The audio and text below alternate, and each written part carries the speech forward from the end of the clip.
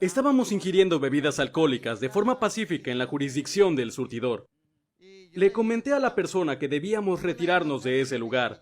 Teníamos que descansar, ya que al día siguiente era día laboral. El sujeto accedió a que nos retiráramos de ahí, con la única condición de que todo se hiciera a su manera, ¿sabes? El sujeto empezó a acelerar hasta llegar a una velocidad demasiado alta.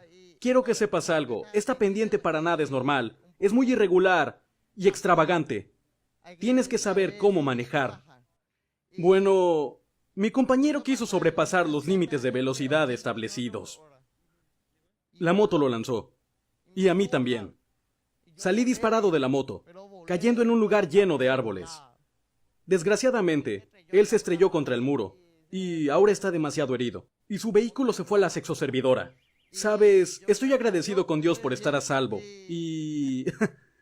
mi compañero está vivo, no sé cómo, pero quiero que se recupere. Afortunadamente, Pérez pudo salir ileso, no así el conductor de la moto, Benito Sosa, quien fue llevado en grave estado aquella vez a emergencias médicas. Hey papu, este ha sido todo el video por hoy. Si el video te gustó, dale like y suscríbete al canal para poder hacer más contenido. Nos vemos. I don't know what you want. Let's have a bit of fun till I downfall.